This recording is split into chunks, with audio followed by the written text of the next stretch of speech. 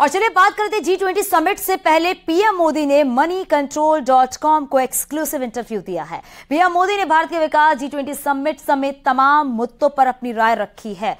PM Modi ने कहा है कि G20 के लिए वसुधैव कुटुंबकम आदर्श वाक्य है और एक पृथ्वी, एक परिवार, एक भविष्य हमारा सिद्धांत है। 9 साल से सबका साथ, सबका विकास और सबका विश्वास का पालन हो रहा है। दुनिया को एक साथ लाना ही हमारा लक्ष्य है। वैश्विक चुनौतियों का एक साथ सामना करना है। हमने 150 से ज्यादा देशों को वैक्सीन दी है। विकास को हर क्षेत्र, हर व्यक्ति तक पहुंचाना है। हमारे लिए देश परिवार की तरह है। तो moneycontrol.com को पीएम मोदी ने इंटरव्यू दिया है। इस इंटरव्यू में पीएम मोदी ने कहा 150 से ज्यादा देशों को वैक्सीन दी है और साथ ही दुनिया को एक साथ लाना ही हमारा लक्ष्य है। और बताया ये भी जा रहा है कि वैश्विक चुनौतियों का एक साथ सामना ही करना है।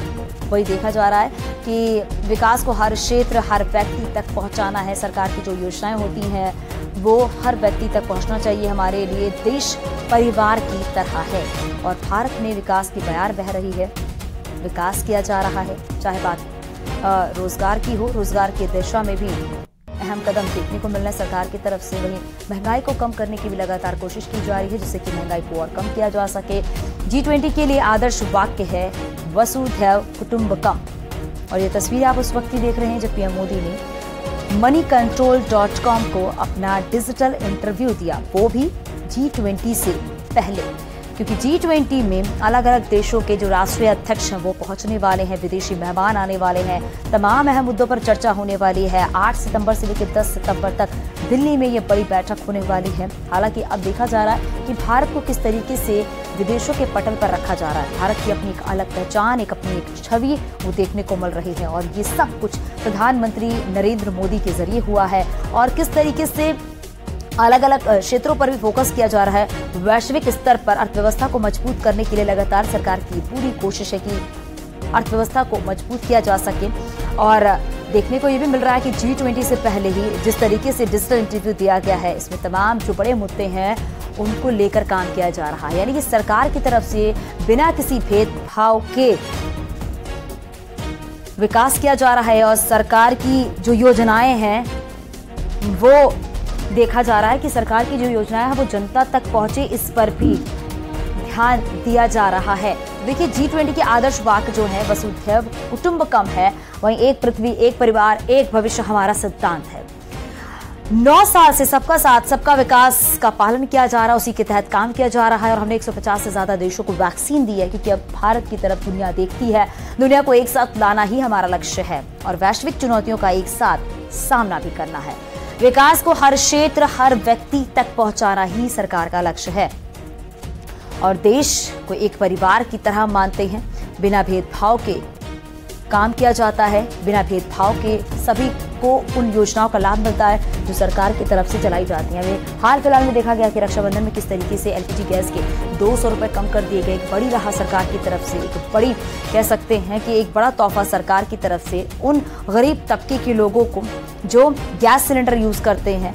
तो देखा जा सकता है कि विकास किस तरीके से किया जा रहा है, इस विकास को किस तरीके से अग्रसर किया जा रहा है। और जो ये डिजिटल इंटरव्यू आपने देखा है जो कि moneycontrol.com पर भी उपलब्ध है, मौजूद है, आप देख सकते हैं ये पूरा इंटरव्यू कि पीएम मोदी से क्या क्या सवाल किए गए हैं और उन सवालों का पीएम मोदी ने क्या कुछ जवाब दिया है। 2024 को देखते हुए भी किस तरीके का एजेंडा अब तैयार किया जा रहा है, किस तरीके से इस देश को एक परिवार जिसको मानते हैं पीएम मोदी, उसको कैसे आगे लेकर चलना है। तो डिजिटल इंटरव्यू के माध्यम के जरिए ही पीएम मोदी ने कई ऐसे अहम मुद्दे हैं जिन पर जवाब दिया उन्होंने।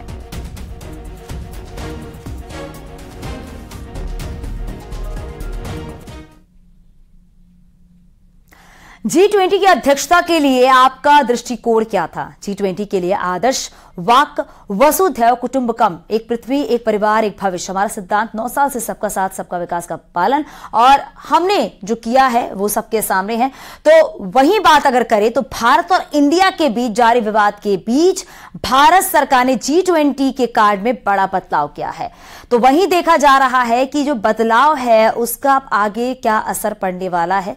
तो वही देखा यह भी जा रहा है कि डिप्टी सीएम ब्रजेश पाठक ने पीएम मोदी के कामकाज की तारीफ करते हुए कहा है कि पीएम मोदी की योजनाओं से प्रदेश विकास की ओर आगे बढ़ रहा है। उन्होंने कहा है कि पीएम मोदी ने समाज के हर वर्ग के लिए योजनाएं चलाई हैं और सबका साथ सबका विकास को साकार भी किया है।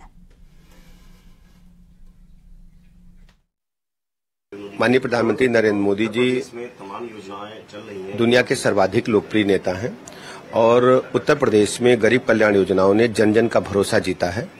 माननीय मोदी जी के रूप में एक ऐसा अभिभावक उत्तर प्रदेश को मिला है जो सभी की चिंता करते हैं और गरीबों के जीवन स्तर में बदलाव लाने में माननीय प्रधानमंत्री जी की योजनाओं ने सफलता प्राप्त की है। बीजेपी महासचिव दुष्यंत गौतम ने कहा कि पीएम मोदी के नेतृत्व में हम काफी हद तक महंगाई को कंट्रोल करने में कामयाब हुए हैं। उन्होंने कहा है कि G20 के जरिए भारत विकासशील देशों को अपना सभ्यता, अपनी संस्कृति, रहन सहन और खान पान से परिचित करा रहा है। महंगाई से हमारा नहीं गुजर रहा, पूरा विश्व गुजर रहा है, लेकिन उसके बाद भी हमने महंगाई को कंट्रोल किया हुआ है। आज भी हमारे देश के अंदर आपने देखा होगा, जैसे पाकिस्तान की हालत देखेंगे आप, पाकिस्तान में जो हालत गुजर रही है और देशों में जो हालत गुजर रही है उसकी अपेक्षा हमने बहुत कंट्रोल की है। 2% कम है हमारी महंगाई की दर। मैं देश के प्रधानमंत्री के दीर्घगामी कार्यक्रमों के प्रति जो सोच है उनके, उसका परिणाम ये बताता हूँ। मैं धन्यवाद भी करता हूँ। G20 के माध्यम से आज हम पूरे संसार को बता सके हैं कि हमारे हिंदुस्तान अनेकता में किस प्रकार से एकता के साथ चलता है। हमारा परिधान किया है, हमारा खान पान किया है, इसमें भी कामयाब हुए हैं कि हम देखें कि बड़े से बड़े समिट को हम कर सकते हैं। पूरा देश मिलकर आपका आवभगत जो करता है और G20 के माध्यम से देश की शक्ति भी मालूम पड़ रही है और उसका एक अच्छा आयोजन जो दिल्ली के अंदर हो रहा है, दिल्ली के अंदर आज वातावरण जो बना हुआ है, मेहमान नवाजी का बना हुआ है, ये हमारे संस्कार हैं, संस्कृति है। भारत और इंडिया के बीच जारी विवाद के बीच भारत सरकार ने G20 के कार्ड में बड़ा बदलाव किया है। G20 के भारतीय डेलीगेट्स के कार्ड पर भारत ऑफिशियल्स लिखा गया है। इससे पहले इनविटेशन कार्ड में राष्ट्रपति द्रौपदी मुर्मू को प्रेसिडेंट ऑफ भारत लिखा गया था। आपको बता दें 8 और 9 सितंबर को दिल्ली में G20 की बैठक हो रही है। इसी के दौरान जो कार्ड आया है उस पर द प्रेसिडेंट ऑफ भारत लिखा है। राष्ट्रपति को जो कार्ड दिया गया है, जो इन्विटेशन दिया गया, उसमें प्रेसिडेंट ऑफ भारत लिखा गया है। तो ये बड़ा बदलाव देखने को मिल रहा है। हालांकि G20 के बाद जो विशेष सत्र बुलाया गया है, जो बड़ी बैठक बुलाई गई है, उसमें देखा जा रहा है कि सरकार इसके लिए प्रस्ताव भी लेकर आ सकती है। यानी कि अब आप इंडिया नहीं, आप भारत कहेंगे तो कार्ड पर भी भारत ऑफिशियली लिखा हुआ है, यानी कि प्रेसिडेंट ऑफ भारत लिखा गया है। हालांकि भारत और इंडिया को लेकर भी लगातार विवाद देखने को मिल रहा है, लेकिन G20 को देखते हुए यहां पर जो विदेशी मेहमानों को इनविटेशन कार्ड भी दिया गया है, उसमें भी द प्रेसिडेंट ऑफ भारत करके लिखा गया है। पीएम मोदी के इंडोनेशिया दौरे में पीएम मोदी के लिए प्राइम मिनिस्टर ऑफ भारत लिखा गया है। बीजेपी प्रवक्ता संबित पात्रा ने आपको बताते चले कि ट्वीट भी किया है और पीएम मोदी यहां पर 20वें आसियान इंडिया सम्मेलन में हिस्सा लेंगे।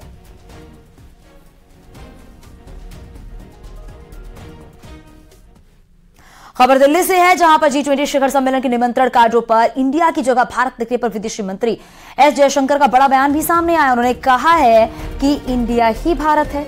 इसके साथ ही उन्होंने यह भी कहा है कि जब आप भारत बोलते हैं तो भावना, समझ, इतिहास और अपना का बोध होता है। वहीं उन्होंने लोगों से भी संविधान पढ़ने की अपील भी की है।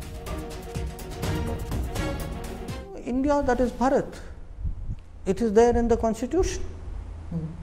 Please, I would invite everybody to read it. Look, I think when you say Bharat, in a sense, a meaning and a understanding and a connotation that comes with it, and that is reflected in our constitution as well. Right. सनातन धर्म को लेकर विवादित टिप्पणी के मामले में तमिलनाडु के मंत्री उदयनिधि स्टालिन और कर्नाटक के मंत्री प्रियंक खरगे के खिलाफ रामपुर में मुकदमा दर्ज किया गया है। अधिवक्ता राम सिंह लोधी और हर्ष गुप्ता ने कोतवाली सिविल लाइंस में मुकदमा दर्ज कराया है। आपको बता दें, तमिलनाडु के सीएम एम.के. स्टालिन के बेटे उदयनिधि ने सनातन धर्म को जड़ से खत्म करने की बात कही थी। तो देखिए यहाँ पर उदय निधि का जो बयान सामने आया उसके बाद रामपुर में मुकदमा दर्ज कराया गया है। रामपुर के सिविल थाने में ये मुकदमा दर्ज हुआ है और क्योंकि सीएम एमके स्टालिन के बेटे उदय निधि ने जो बयान दिया है किस तरीके से सनातन को जड़ से खत्म करना है, इसी बात को लेकर ही रामपुर सिविल लाइन में मुकदमा दर्ज हुआ है। क्योंकि सनातन धर्म पर विवादित टिप्पणी की गई है और देखा जा रहा है हाल फिलहाल में ही सनातन धर्म को लेकर कई ऐसे विवादित बयान भी सामने आए हैं। तो वहीं तमिलनाडु के सीएम एमके स्टालिन के बेटे ने भी सनातन धर्म को लेकर अपना विवादित बयान दिया है और हिंदू धर्म पर जो टिप्पणी की गई है उससे साधु संत भी खासे नाराज हैं, क्योंकि उदय निधि के तरफ से सनातन धर्म को लेकर विवादित बयान दिया गया। आगरा में पुलिस ने खनन माफिया पर कड़ी कार्रवाई करते हुए बालू से भरे 5 ट्रैक्टर ट्रॉली जब्त किए हैं। कार्रवाई के दौरान खनन माफिया ट्रैक्टर ट्रॉली छोड़कर मौके से फरार हो गए और इससे पहले पुलिस और खनन माफिया में भी मुठभेड़ हुई है, जिसमें दोनों ओर से गोली चली है। इसके बाद पुलिस फरार अपराधियों की गिरफ्तारी के लिए कॉम्बिंग ऑपरेशन चला रही है। कार्रवाई की है जिसमें 5 चंबल ट्रैक्टर ट्राली को जब्त किया गया है, पकड़ा गया है। इस दौरान रात्रि की घटना है। इसमें खनन माफिया के द्वारा पुलिस पर फायरिंग भी की गई, जिसके जवाब में पुलिस के द्वारा भी फायरिंग की गई। लेकिन पुलिस के सभी जवान सुरक्षित हैं, जिसमें हमने 5 ट्राली पकड़े हैं और जो माफिया भागे हुए हैं उनके लिए अभी भी पुलिस के द्वारा कार्रवाई की जा रही है। खबर गाजियाबाद से, जहां पर 14 साल के बच्चे की रैबीज रिएक्शन की वजह से उसकी मौत हो गई है। बच्चे को 1 महीने पहले कुत्ते ने काटा था, लेकिन बच्चे ने डर की वजह से घर में किसी को नहीं बताया था। उसकी तबीयत बिगड़ी तो उसने घर वालों को इसकी जानकारी दी। परिजनों ने बच्चे को अस्पताल में भर्ती कराया, जहां उसकी मौत हो गई है। परिजनों की शिकायत पर पुलिस ने मुकदमा दर्ज कर लिया है और पूरे मामले में नगर निगम की ओर से नोटिस भी जारी कर दिया गया है।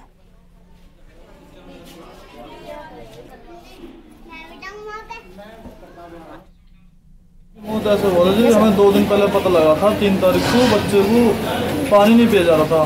पानी पीने से तो प्रेरित कर ली थी, ठीक है, हवा से डर रहा था वो। तो उससे फिर हमें पता लगा कि इसको मालूम करा दिया क्या बात है। उसने बताया 9 महीने कुत्ते ने काटा था 1.5 महीने पहले, ठीक है। तो हम एमजी हॉस्पिटल ले गए थे, एमजी वालों ने मना कर दिया था उसे यहाँ से ले जाओ।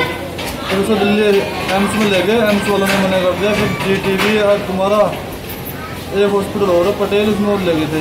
तो पटेल वालों ने बोला हम तो 2 दिन में कोटरी में रखेंगे, ठीक है जी, जब ये ख़त्म हो जाएगा बच्चा आपको दे देंगे। वहाँ तो ऐसे होता, इसलिए हम अपने घर पर ले आए उसे, गांव में ले आए थे। गांव में लाने के बाद आधे घंटे बाद बच्चा ख़त्म हो गया था।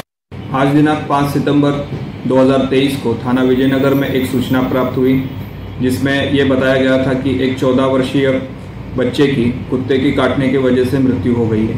पुलिस ने तुरंत ही घटना का संज्ञान लेते हुए अधिक जानकारी की, तो उसमें ये सामने आया कि करीब 2 महीने पहले इस बच्चे को कुत्ते ने काट लिया था। जो बात उसने घर वालों से छुपाई थी, इसलिए उसके उपचार नहीं हो पाए। उसको कुछ दिन पहले इन्फेक्शन हो गया और रेबीज़ के लक्षण दिखने लगे, तभी घर वालों ने उसका ट्रीटमेंट स्टार्ट किया। उसके उपचार चल रहे थे, इसी दौरान उसकी मृत्यु हो गई।